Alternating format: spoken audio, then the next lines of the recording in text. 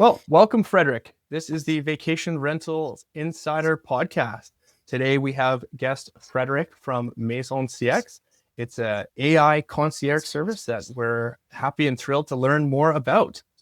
So I'd love to learn a little bit more about your background, Fredrik.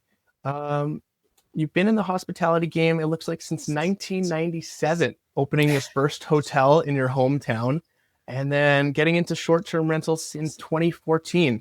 So, that tells me you've got a really unique angle and a lot of experience in the industry. To kick us off, what's the biggest lesson you've learned from the traditional hotel world that you could now apply to the short-term rental market that's both fairly new and ever-changing? Yeah, it's funny that you say that because my first hotel was pretty kind of a short-term rental type of operation. Yeah, I'd had like breakfast. Me and my sisters were providing it, but that was, in 97. So well before Airbnb, well before that category. The biggest lessons from the hotel industry. Yeah, where do I begin? I mean, obviously the STR space as we know it, if we refer to kind of mom and pop individual hosts getting into hospitality, or the larger lodging industry. I mean, there's like a million different lessons. Like the hotel industry has been around forever. Like the lodging industry, like the innkeeping industry, it's like the second oldest industry. Yeah. So what's there not to learn? I mean, I think it goes both ways. I think hotels have a lot to learn from innovative kind of room types and designs. Short-term rental units can be very unique, right? Hotels can be quite standardized. But I certainly think that the STR space has more to learn from hotels in terms of how do you actually run a business?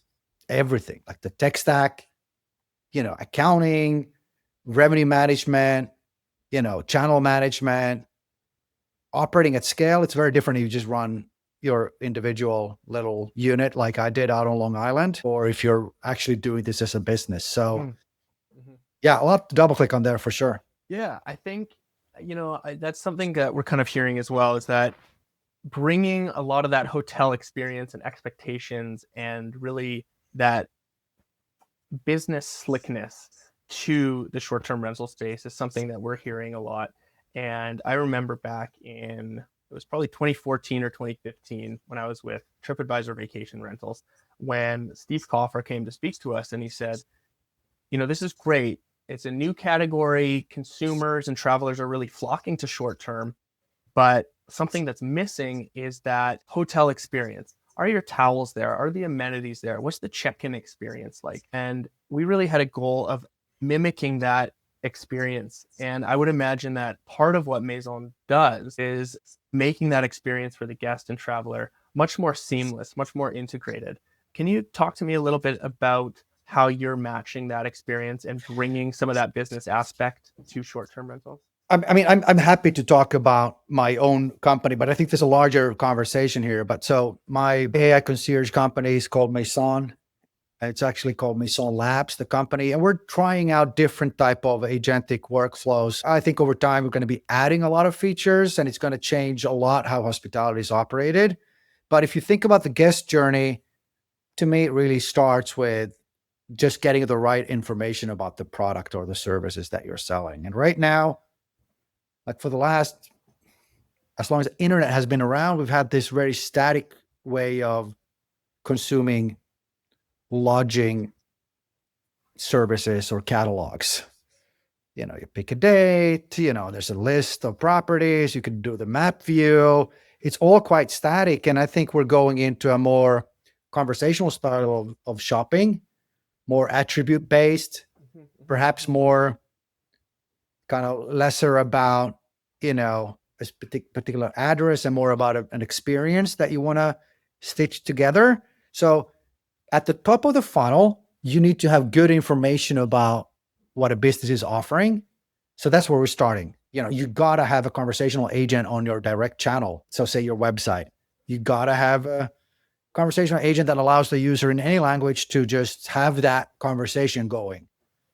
What's your pet policy? Or, how's your accessibility on the second floor, or like, the pool, or those detailed questions that might well be there in the listing. But remember, even the best designed listings, I think Airbnb is doing a great job. I mean, their design sensibility is amazing, but it's still a static format, right? So accessing that information in a more bite-sized chunks is something that we're working on. But if you map that out to the whole guest journey, of course, there's all sorts of workflows throughout the guest journey where agentic workflows can help support humans delivering the service, or perhaps even autonomously deliver some of those benefits to the guests. So, early days of the journey for sure. Some really good insights. For the next hour, I want to explore a bit of the intersection of technology and hospitality, because I think you're right there, and the evolution of the concierge and where you see the market heading. So I think we've seen that market shift from hotels to STRs. Now, hotels are never going to go away. They're still there. And I think there's a place for both. In your view, what's the most significant trend or challenge that property managers are facing right now that only AI could solve? I think it starts with distribution and discoverability, especially in the STR space. Like you have if it's a brand of one unit, you have a very unique thing to offer the world. Presumably, there are a lot of people around the world that have very unique interests, and those need to be matched. Now, imagine if there was a way for you to sell your inventory, your experience, your room or your unit to a global audience in a conversational, flexible, attributes-driven form directly to the end users. I think that's the big question. How can we sell directly to personal agents? And to me, that's like, it's not, before you get into the customizing the kind of the process of the pre-arrival, remote check-in, and some of that upselling, first you gotta be discoverable and you gotta be bookable, and you have to be bookable directly in ChatGPT. Mm-hmm. I mean, again, to me, that's where it starts. And I think that's what's so exciting. I think there's a leveling of the whole distribution stack here. Why do you need Airbnb if you can be in ChatGPT?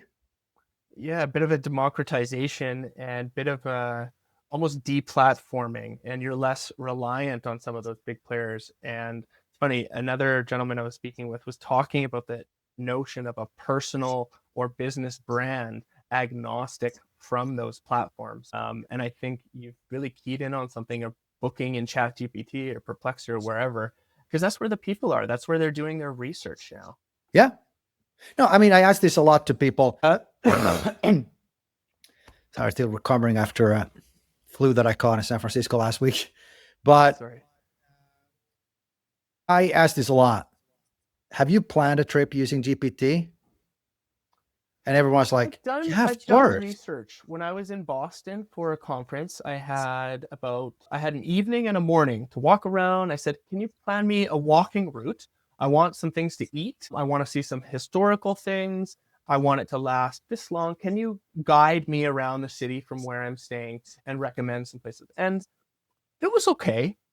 Not quite there yet. I think it could have asked me more questions about my interests, my likes, and then refined a little better. But I definitely got some good tips, and it led me to a wonderful pizza place I never would have found. Yeah, but so let's just double click on that. This is the worst that AI is ever going to be, right? It's only going to get better. So now the threshold is it good enough for you to do again? Now, you brought up something really interesting there, Michael, which is you wish it would have asked you more questions to know you. Well, we're not quite there yet with ChatGPT is your personal agent, but we're awfully close.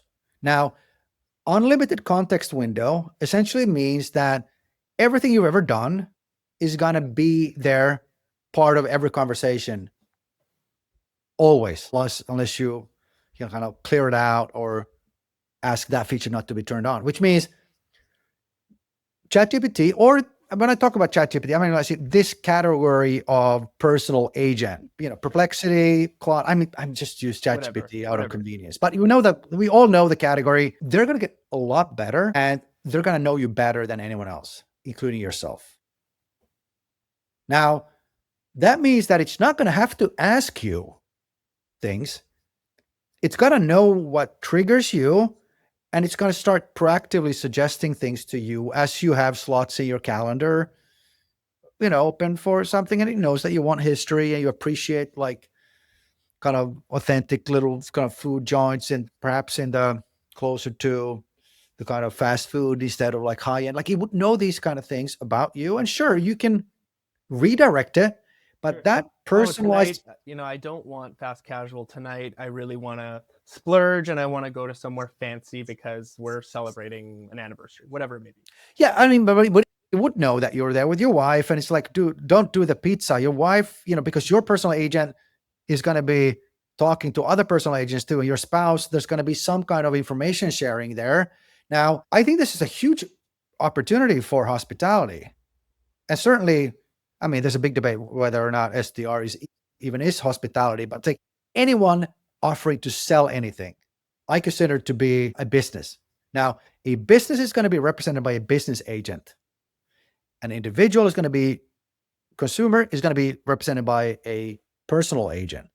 These guys are going to be interacting, and it's going to be a leveling of the playing field where your product needs to be really cool. Like, it needs to be a really nice unit, or you need to have great reviews, or it needs to be right where people want to be, etc. But it is a deplatforming opportunity. And I also think there's a new category of search emerging, AI search optimization, that is going to be really critical for businesses moving forward. I think search is dead. It's AI. It's not a new concept. So like to me, said, it's GPT. No, but so to me, it's like, I mean, there are a lot of these strong words out there, right? I do think that the search era is coming to an end, and we're beginning the agentic or AI era.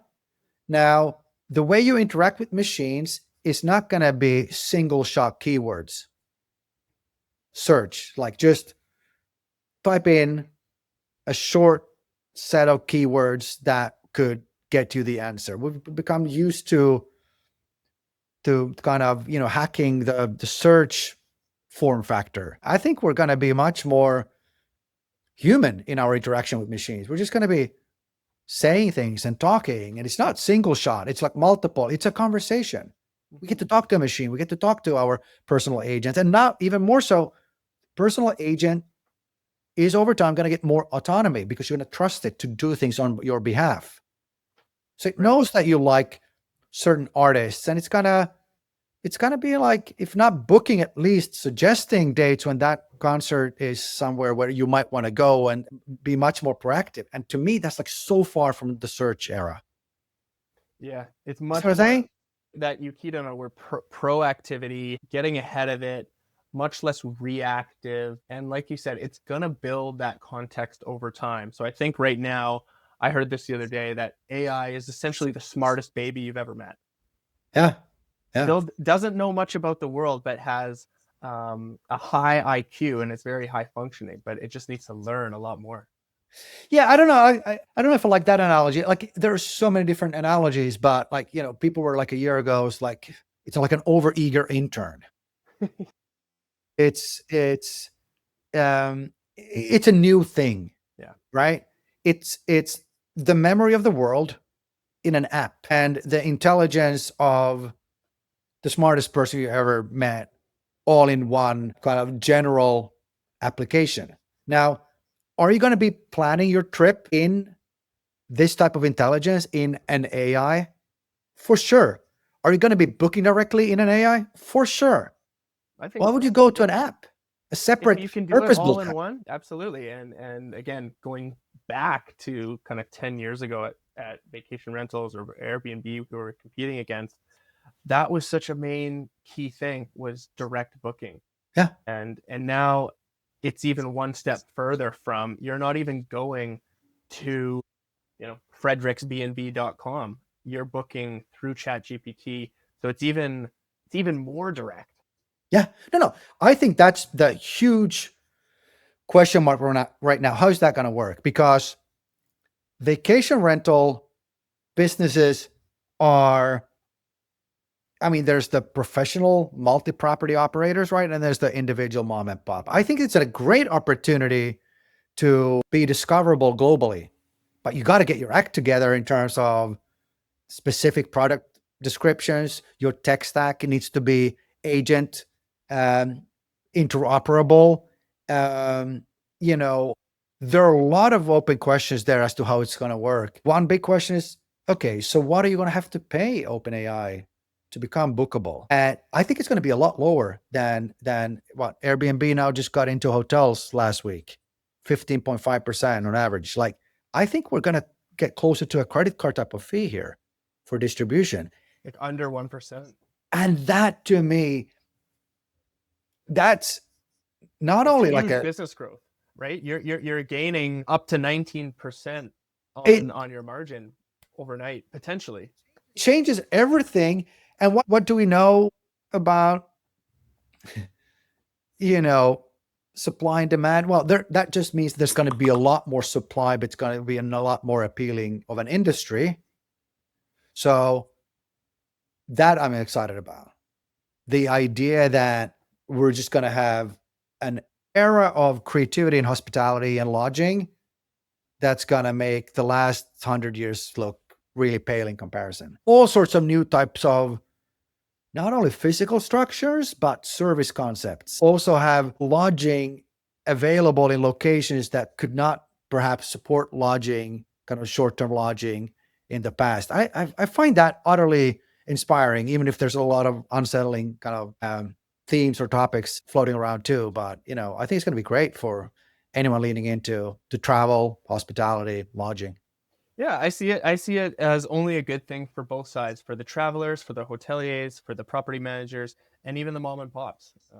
I see AI as a way to free up time to, take care of the menial tasks and allow people to do what they do best. And I think the difference of humans and AI right now is the sense of creativity, the sense of wonder. Yeah. And it allows us to do that. Yeah, no, so yes, creativity, wonder. It turns out that these generative AI applications are also very creative. They're literally just like scrambling together things from the past, coming up with new things. Now, I think the big question is the humanity of it. What are you going to pay a premium for as a human guest? It's not like we're going to send our robots on vacation. They don't need a vacation. Now, we are going to go on a vacation because we want to feel alive. We want to connect emotionally. We want to challenge ourselves, adventure, all of these things. And that, I think, is where humans can really shine. That's what we are. We're good at connecting. We're like emotional kind of super engines, Yeah, so emotional magnets. Yeah, exactly. So you got to eat, you got to sleep, and you pay a premium for socializing and learning new things. Like, dude, it checks all the boxes for travel. Yeah. So that kind of brings me back to Maison and your business. Yeah. And that element of human. So Yeah. you call it an AI concierge. I'm curious what the driving philosophy was behind building Maison, and were you trying to replace humans? Were you trying to solve a specific problem? Maybe a painful operational gap? Well, I worked with some chatbots all over the world in my job in the past. These rule-based chatbots. If this, then that. In like, South America and Africa, and they were really difficult to put together, and they didn't really solve a lot of problems. So when generative AI comes around and this form factor of chatting reemerges with the launch of ChatGPT, I'm like, well, now finally it could be just really easy to spin one of these things up.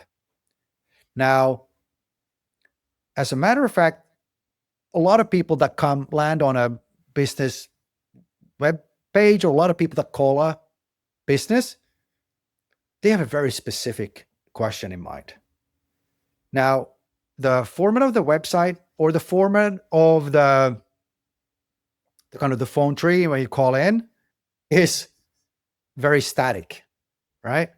Press 1 for reservation, press 2 for groups, press 3 for support. Like, that's not how humans talk. But also beyond the phone, on a website, why do we all get the same version of the website? Doesn't make any sense. I have very unique needs. Now, the pain point that we're solving with our starter agent, which is a forever free conversational agent that you can embed on your website. That's literally allowing for all of your content to be accessible to anyone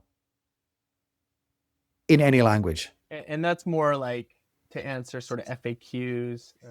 What are your pool hours? What it starts with some of the basic knowledge. It starts with the knowledge. You got to have those things taken care of. Now, depending on your service concept, it could also start taking care of things for you, including like support tickets or bookings, etc. Now, especially with hotels and a lot of the high-end hotels that we work with, they are not looking to replace humans. They're looking to serve guests wherever they are. So they don't want to take off the phone number from the website. They don't want to get rid of the booking engine, or they don't want to remove the form for the group bookings. They just want one more tool because a lot more people want to be chatting on the website. So to us, that's a great starting point. Now, will workflows be automated inside of any business in terms of sales functions, support functions? Yeah, of course. That's not what we're focusing on. But I think over time, a lot of the back office routines in any business is going to be automated to an extent where you might not even need humans involved with some of those tasks. Mm-hmm. I mean, it all depends on your service concept, right? Now, so to me, that's like, it's not what we're focusing on, but I mean, we see a lot of movement in that space. It's kind of workflow automation. And that's also some of the stuff that I teach at NYU. So I'm kind of excited to follow it, but it's not something that we're really focusing on at Maison. Yeah. What would you say is the biggest operational bottleneck, or the thing that's killing margins or prevents them from adding more doors or more book nights, that you're actually directly addressing via the AI concierge? I think it's those like trivial informational requests that really don't require a phone call or an email. So if you think about I think any business right now should just look at the transcripts of all the conversations they have with guests, feed it through an LLM, and ask, what of these are repetitive questions that don't really add any value having a human in the loop? That will be the responsible thing to do. And you'll find out that there are, perhaps less so in the SDR space, but there's certainly in the hotel industry, a lot of people that would be emailing or calling, with a very basic informational request. Those things you just need to sort out. Yeah. Not because you don't want to have humans responding to that, but because people are going to expect quick answers. They don't want to be waiting on the line for some options to get to the right department. They just want the answers immediately. So to me, it kind of starts at the top of that.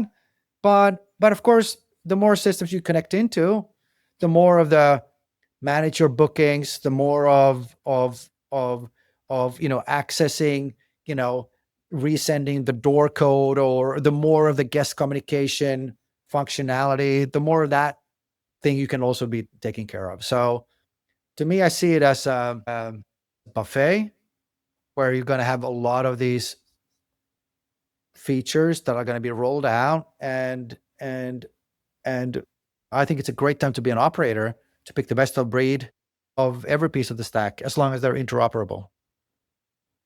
Are you going into or helping your clients, say, book any experiences, or are you primarily focusing on internal operations? No, so to us, like the big thing is really the experience economy, and that's some of the stuff that I'm teaching too. I teach hospitality experience design. I think that's where the future is, not breaking away from a room for a period of time to an experience. Now, some of that experience is on-prem, some of the experience is in the community. That's where concierges really shine. Yeah, so I was curious, like, because everything we've kind of been talking about is, like you said, those basic questions, kind of eliminating that.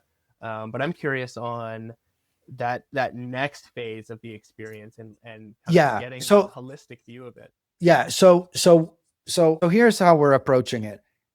Any operator has a lot of information about what's good around where they operate. They have partnerships. Right now, there's no way for an operator to really communicate that bundle to ChatGPT. We think we're going to be able to provide that. An operator is going to be able to reveal some of those partnerships. These systems with availability and pricing are going to be interconnected, and you're going to just be able to, in one conversational flow, plan that amazing experience. Now, as an operator, you're going to get all of this recorded in your systems of record, and as will the experience providers. And that's going to be triggering a bunch of different kind of jobs, everything from, communication about, like, perhaps there's like payments, there's upselling, there's how do you access this thing, scheduling, all sorts of both internal and external jobs that can be triggered based on that. And I think we're going to be having agents do a lot of that coordination, but it starts with an innkeeper that has an opinion, right? It starts with you this place. I'm offering this. If I do this right, the world is going to want to experience this thing. If there was only one way that I could kind of reveal this thing to the world, and that's kind of the knowledge platform that we're building. Not only the lodging operator, but the points of interest around and the partnerships that the operator, has, that can, provide that type of experience.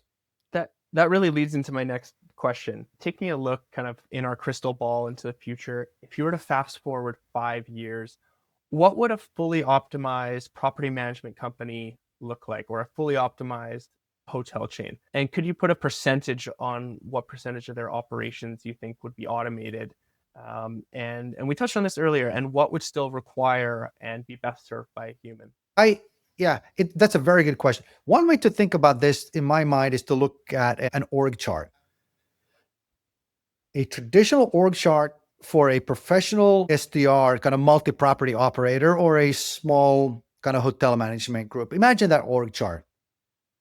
You have different on-property functions, you have different corporate functions, that org chart. So now you imagine that org chart, and there's been humans populating those boxes in the past. That org chart in 5 years is going to look very different. I think it's going to be more business functions that are going to be encapsulated by agents only, autonomously, or humans teamed up with an agent. There's not going to be a single role that's going to be human only, like as in human without AI. You're not going to get away with, like, AI is going to be AI is going to be everywhere. It's like air. We're not going to call it AI. It's just going to be like like it's everywhere. It's just there. Yeah, it's just machines. Like you want to do paper or pen, or you want to do rarely. Why would I do that? So if you look at an org chart, I think it's going to be an org chart with agents and humans in different combinations. So That's going to vary by segment, right? If you're a limited service kind of commodified STR multi-property operator that have these very simple units, standardized units, and there's really no human interaction. You're going to have these like agents be able to do a lot of the work autonomously.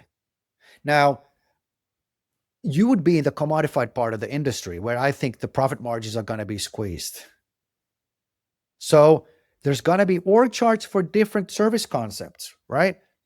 I think the beauty with STR is some of the more creative, perhaps some of the more high-end experiences where it's not only the physical unit, but it's the services you add on top of it that's going to allow you to stand out. And in those org charts, there's still going to be a bunch of agents and even robots autonomously doing stuff, but there's going to be a lot more guest-facing humans in that type of service concept. Now, That high touch, white glove. High touch, white glove, guest-facing stuff, and it could be guest-facing kind of proactively sales type of roles. It could be kind of guest services like, during the stay.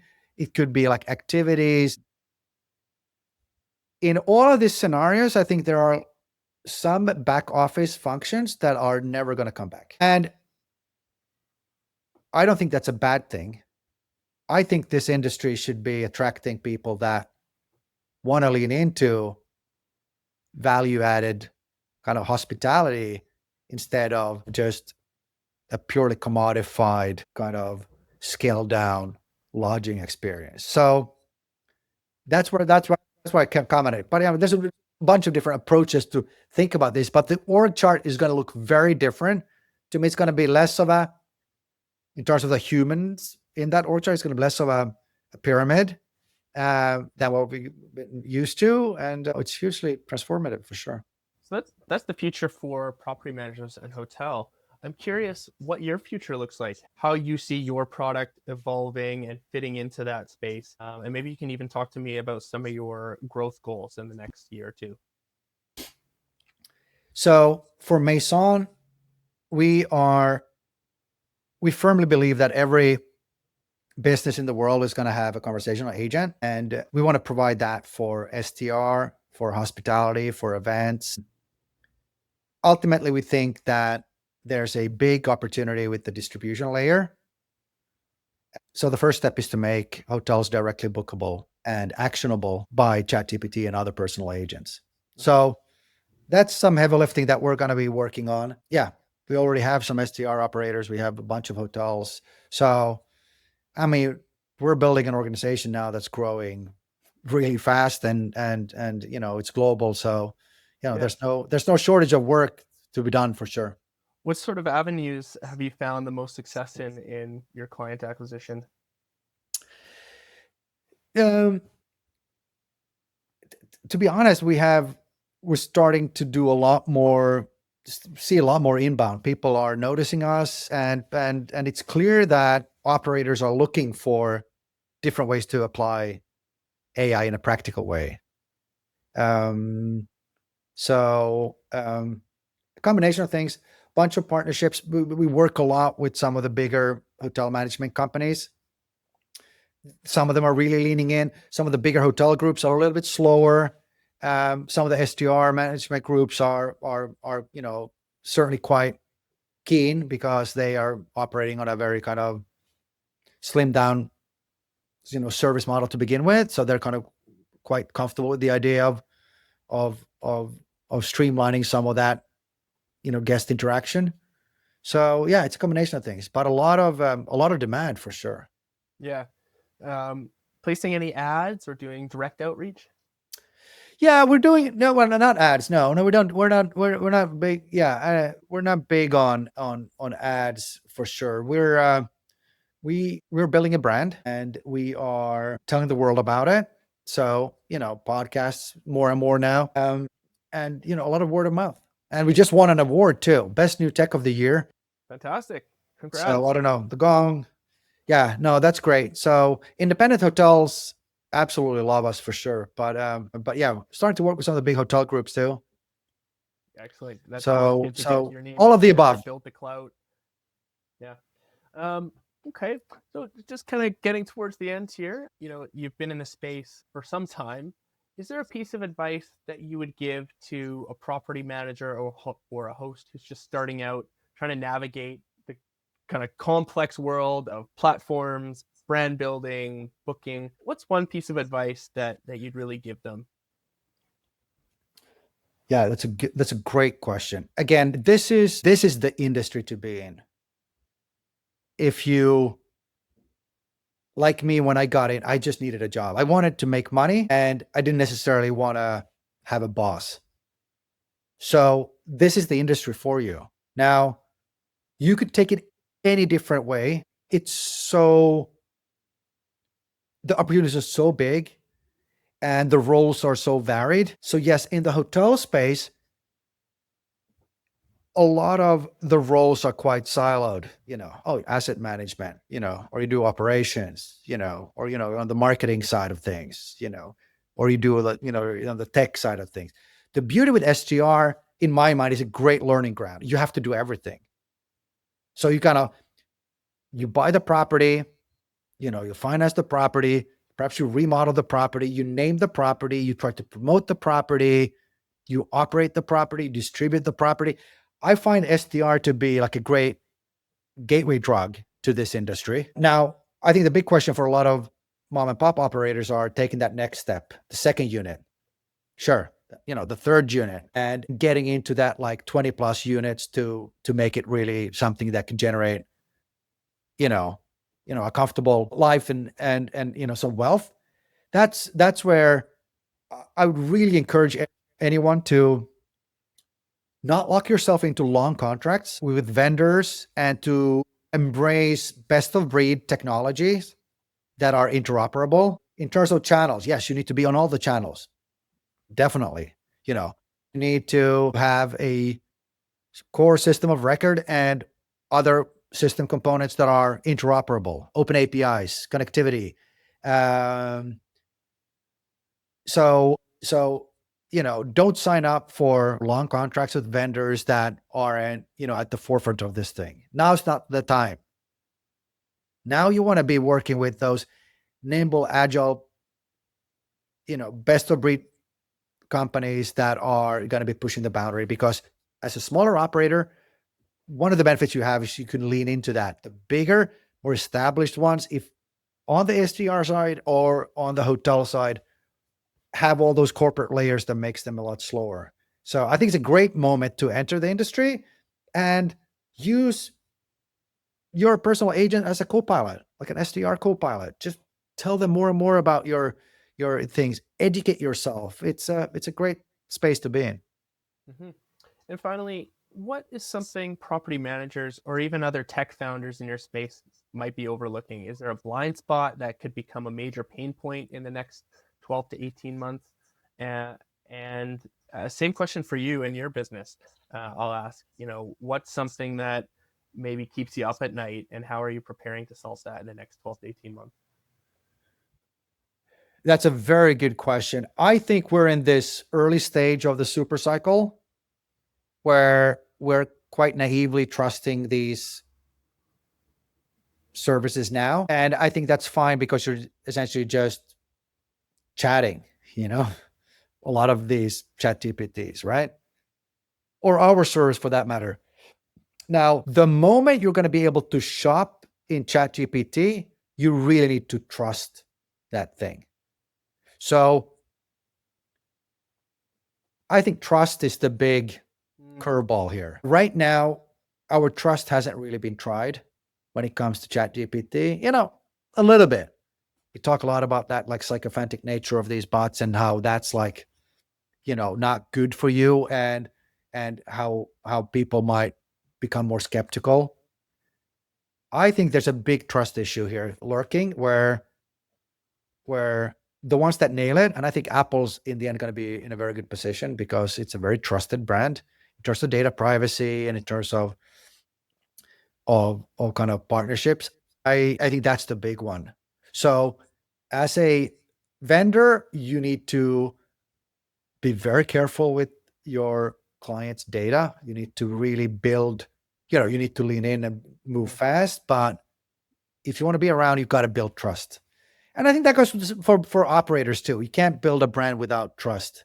Now, you want repeat customers, you want a reputation, and for that, you need to build trust. And that's we're in this period now where perhaps we're a little bit naive. There hasn't been a lot of backlash, and there will definitely be backlash until this cycle is like settling into high gear. And now we're in this like early stage. So Do you think the lack of trust is primarily on the business side or the consumer side, or even both? I don't think there's a lot of lack of trust now. I think early adopters naively lean into this thing. That's both on the business and on the consumer side. And again, the stakes are low, right? As long as you can't, you know, buy a flight natively in ChatGPT, as long as that agent doesn't book your honeymoon for you, it's fine. It's just planning. Imagine that trip that you Yeah, I planned, you think were watching around in Boston. the tipping point where it's actually transacting and got, your credit card information stored and doing that, that's a big fundamental step. No, to me, yeah, exactly. No, but that's where we're at. Why? Here's the question. Why did we not shop using ChatGPT during this holiday season? And the reason is trust. They could have rolled it out. They tried hard, but they're holding it back because trust is very hard to regain if you lose it.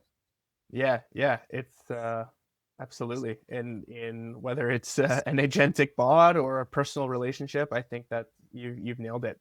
It takes a long time to build and gain, but you can lose it in an instant.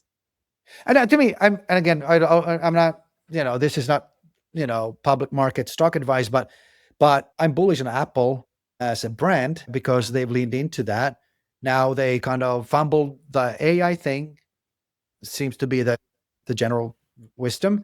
I think they're just moving really slow because of this trust issue, and they don't want to they don't want to risk that reputation that they've built up. And startups don't have that burden. Startups are starting from scratch, but ChatGPTs grow up fast and they're getting nervous and they're slowing down. So, and any operator that's got like good reviews and I'm like 5 stars only, like that reputation is like really valuable, for sure. So trust comes in many shapes and forms, but this is going to take a while to play out. But I would definitely, both as a consumer, as a vendor, and as a business operator, think carefully about that because the costs are real. Yeah. So how do you maintain trust? How do you maintain your brand image in this sort of muddy middle before we kind of break through that glass door of trust? How do you operate and expand your services while that notion still exists?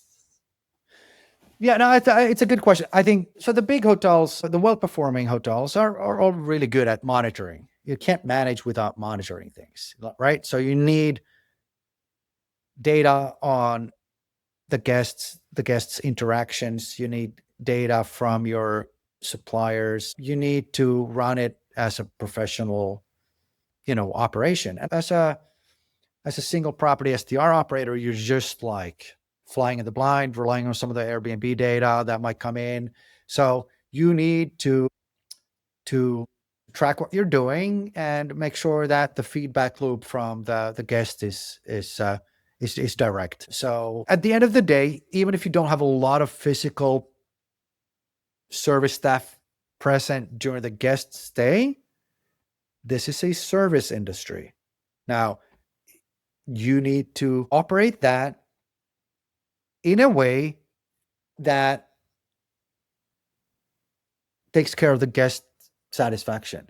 That's what's driving. So how do you capture that? Do you capture that systematically? Is that only through the post-stay reviews? Are there mechanisms for you to track that in real time so that you can react before something goes wrong? And I think that's something that SDR operators are good at doing in a small scale. Be very responsive as a host. You're very responsive throughout the whole journey. How do you scale that? How do you scale that if you have like 20 units?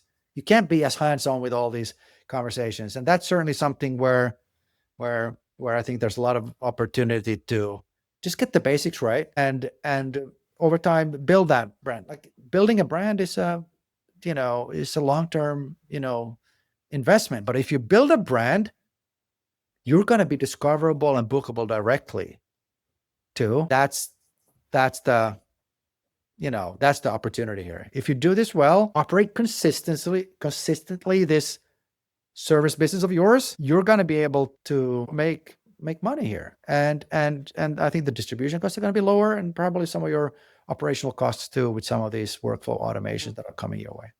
Sure. A final question: if you could wave a magic wand and you had unlimited resources, what would you remove as a challenge in terms of your growth and business acceleration? What's one thing that you could zap into place today that would really accelerate your business to the next level? Well, I mean, we're a startup, and so by the time this is aired, we probably have fundraising wrapped up. But we are very ambitious in how we're going to be reinventing the travel distribution for the agentic era, and you can't do that with pocket change. So funding for sure, as in any startup, but I think it would also be very nice to know what the business model is going to be with the open AIs of the future. We just don't quite know. So I think it's a great time to build, but that wand, just a bag of money. That's all I need right now. Sure. Yeah. So I assume it's more than just you on your team. Can you talk to me about a little bit who's on your team and what functions they serve? Yeah, no. So we have all sorts of people joining us, left, right, and center. It's awesome. Actually, one of my co-founders is someone that actually went to school in my hometown, and actually went to school at that place where I opened my first hotel. Where was that? On the west coast in Finland, a small university town. So he's in California. I'm in New York City. We have really interesting mix of people. We have a commercial team that's all over the world, from London to Australia and the US. And so, growing fast. And you could get a lot done with a small team nowadays too. So it's like, it's a very different playbook, which is exciting too, pushing the boundaries of how to build an organization and how to work remotely, but still build a culture. All those challenges are real. And, there might be a magic wand that I want to use for that too. Rolling out, but also building out a lot of the infrastructure that we're going to need for delivering this, at scale. So now it's startup life. I don't know if I recommend it for anyone, but it's a hustle, but it's also addictive. Yeah. You know what? It is addictive. I launched my campaigns just last week, and in 48 hours, we had over 10 bookings for meetings like this. Yeah. And it's totally addicting. It's a rush. I had a lot of fun today. Me too. Learning from you, chatting with you. So I just wanted to thank you. That was really insightful. We covered a lot. Where can our listeners find you? Well, I'm really quite active on LinkedIn nowadays. So feel free to look me up at LinkedIn, or you can look up our website, maison.cx. But looking forward to continue the conversation, Michael. Thank you.